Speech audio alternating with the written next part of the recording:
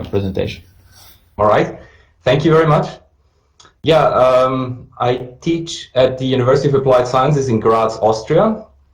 And today I'm going to talk about functions of literature in teaching English for specific purposes. Okay, how can I move to the next? Oh, with the mouse, I guess. Oh. Yeah, you should be able to see the arrows at the bottom of your presentation. Oh, yeah. Yeah. Oh, yes. Okay.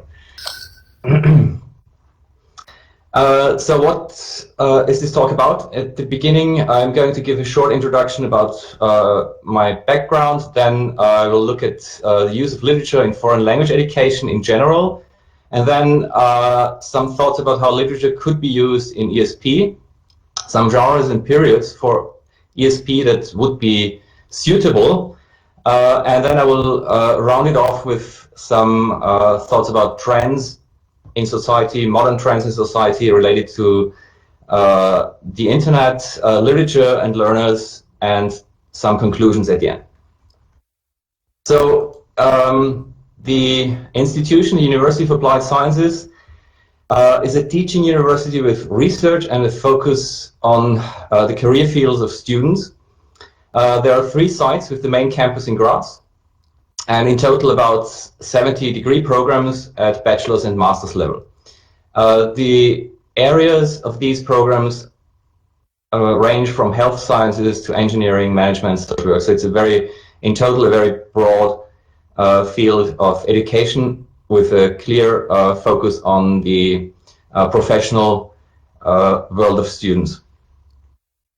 Then the Institute of Aviation, where I teach, offers a Bachelor of Science in Engineering, a Master of Science in Engineering, and a Master of Science in Air Traffic Management, which is a program that is designed for in-service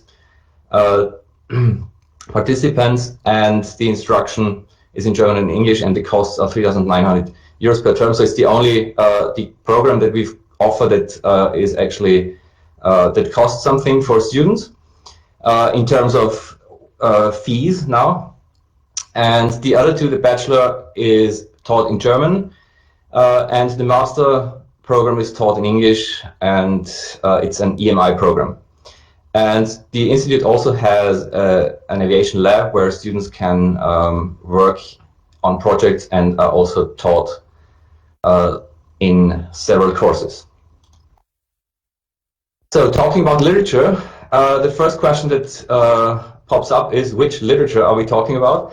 Of course, when you're dealing with English for specific purposes, we need literature that is dealing with information in the first place. So reading for information, subject-specific literature, journalistic literature, instructional literature, descriptive literature. So all kinds of texts that actually deal with the career fields of students and thus provide the context for the language that students will need in their workplace. On the other hand, we've got general English with a tendency to see literature as reading for pleasure. For example, popular literature with contemporary fiction, or literature as art with poetry, drama, and prose in the canon. And I'm sure some of you will remember the canon from their studies. Now,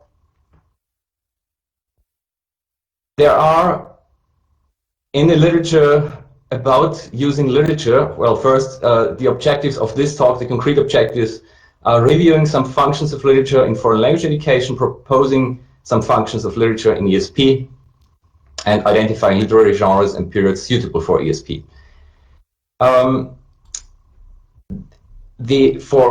I've just put together a couple of quotations here to illustrate what literature in foreign language education can do, according to some authors.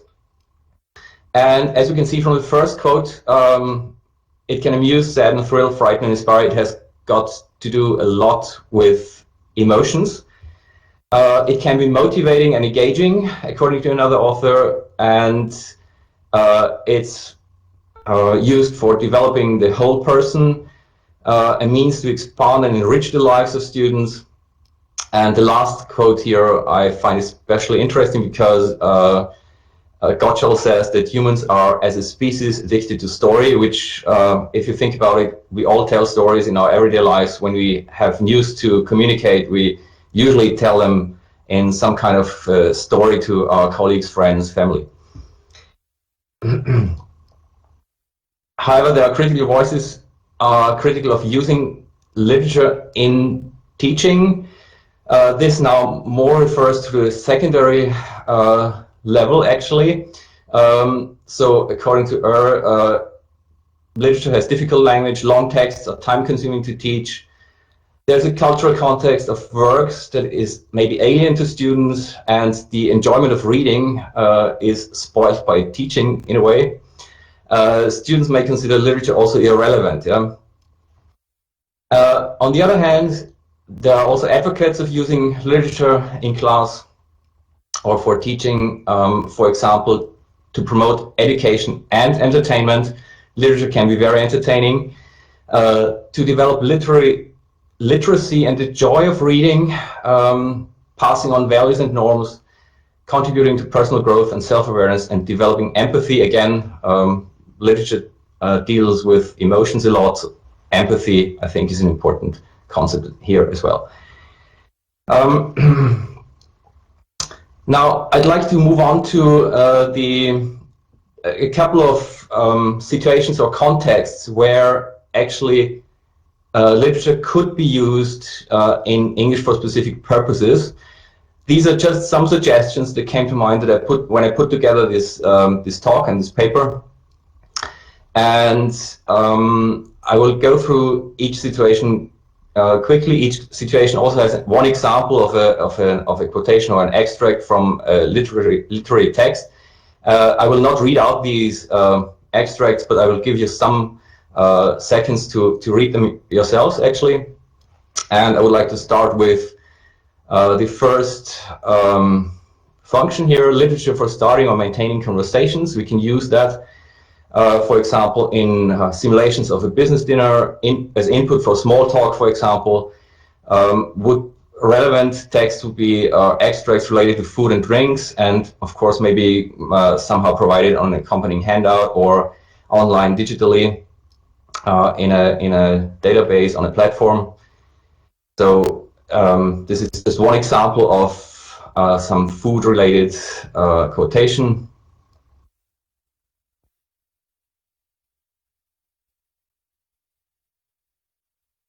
Then another function could be describing scenery and landscapes. Would be possible to do that with travel-related activities, or, for example, advertising in business, maybe setting a descriptive writing task, for example, for a tourism brochure. This here is a famous description of Lake Ontario from an American novel.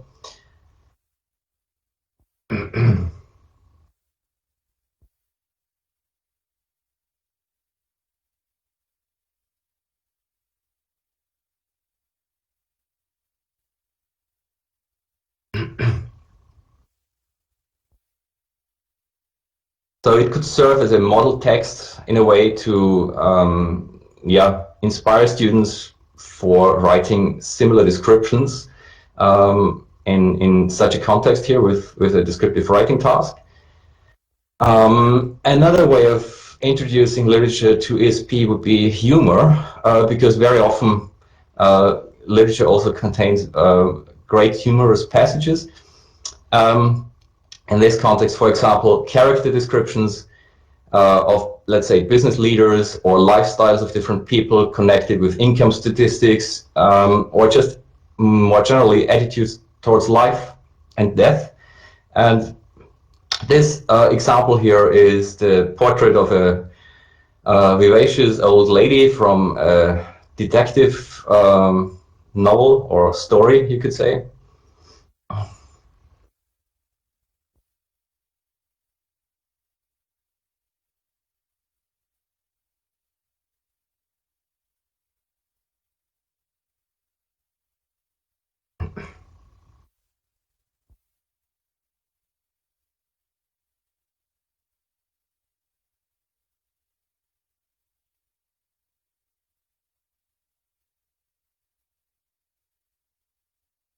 So if you have several of such shorter extracts, they could be used to compare, or for students to compare different attitudes towards life and death, etc., or lifestyles.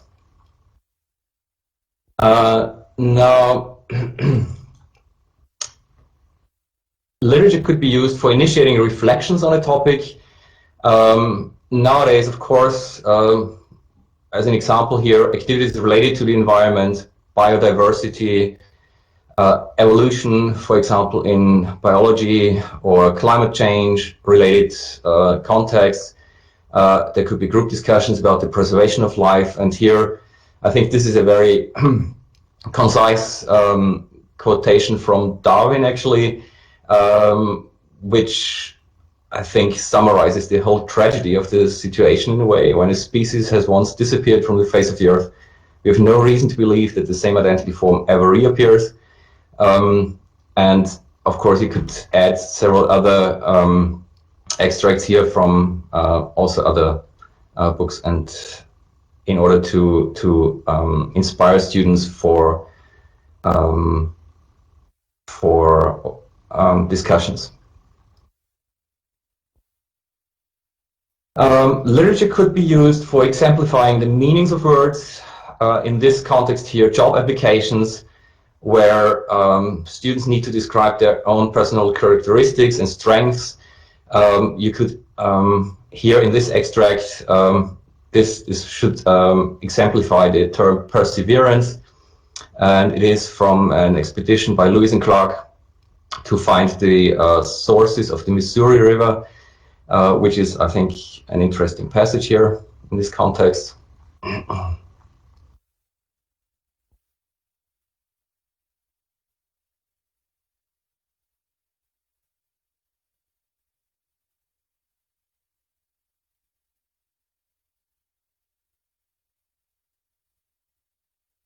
Students could be asked to actually give situations where they have demonstrated perseverance or other strength and personal characteristics, and this could be triggered by such extracts from literature to also put such characteristics more into context, because that's also what's, I think, important in writing for job applications.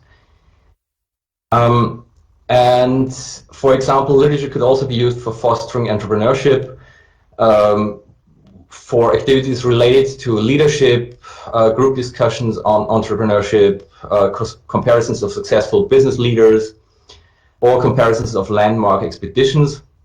This here is one report from Stanley and his expedition through parts of Africa. Of course, we need to put that into context also with, in terms of colonialism and so on, and the cultural context of quotation. So it needs to be mentioned also that such 19th century texts have often originated from the context of colonizing.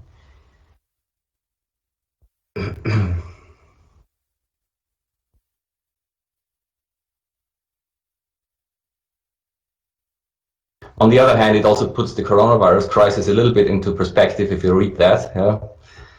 An attack of 23 fevers. All right. Well, that was actually the list of suggestions for using literature in ESP. It was an overview, I would say, and I would like to continue now with some genres of interest. As we have seen, travel literature, reports of expeditions through Africa, America, etc., would work. Early scientific literature like Darwin, for example, or others. And then also fiction in different genres like detective, thriller, spy novels, science fiction, etc., fantasy fiction, gothic fiction, dystopian fiction. So there are many genres that would work and that usually tend to be interesting and enjoyable for students. And the period that would work, to my mind, are anything that is current, of course, current fiction of the 21st century, but also modern classics of the 19th and 20th century, because these books also reflect the time of industrial revolution, and this is very topical nowadays concerning climate change, of course. The period also, or these periods also had a proliferation of the novels, so there is great choice for teachers to select from. You've got a variety of writers and styles that can be used. And usually these novels explore modern themes like exploration, travel, economy, poverty, relationships, moral conventions, etc. And the language in these novels is usually closer to today's English than in earlier periods, obviously. And something that might be interesting for some of you, film adaptations often exist also of such novels. And this could also be a nice link in certain contexts. Now, why have I come to think about this topic at all, actually? There were some, there have been in recent years and decades, actually, there have been what I would call worrying trends in society related to reading and related to the use of texts by students and literature, and what kind of literature students read, actually. So I think there's a tendency in society to read machine-selected text segments more nowadays, and these are sent to consumers of information through digital media. So we are more or less spoon-fed by some artificial algorithms more than by a human who is sending us some nice message, for example. And there's the risk that young people are socialized as unreflective receivers of messages prone to manipulation, propaganda, and disinformation.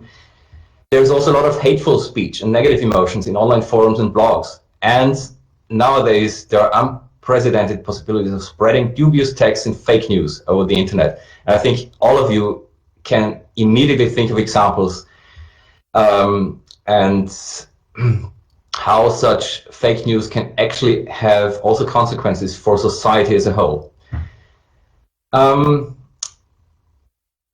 Now, what could literature do for students also in ESP and in other contexts? Literature may afford learners chances to rediscover the pleasure of reading. It's a form of partaking in experience of art. They could also bond with the target language easier, maybe. They could encounter diversity of genres, recognize ideological, discriminatory, and prejudiced writing. Again, take control of their reading instead of being spoon-fed, just trying to select themselves what is interesting for them. Dietmar, can I kindly ask you to conclude, please? Yes. I'm just going to finish this off quickly, then with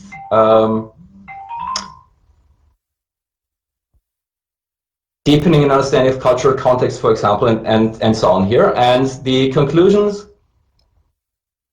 on this slide. So literature does have roles to play in ESP, although they are limited to supportive functions. We need to bear that in mind. What is important, I think, is the use of brief extracts only from apt genres and periods. We should not forget that language requires care, and literature is one way of actually introducing language that it tends to be accepted as well, interesting language and various language in terms of styles and metaphors, etc. And teaching is something we should see as education, not only as training, which is why we should also try to encourage our students to maybe find interest in reading literature also outside class. And we should never forget, again, it is not the main content in ESP, but it can have some auxiliary function, and hopefully I could convince some of you to also use it in limited form in your own teaching contexts. Thank you. Thank you so much, Dietmar. We have 1 minute for a brief question and a very short answer. Yeah, I would like to ask something, if I may. I put it in the chat already, but when you recommend reading literature from the 19th and early 20th century, terminology is very often outdated, and even grammar has changed, and just the way people express ideas now. Aren't you worried that your students might train themselves to speak a language that is just not, up to snuff?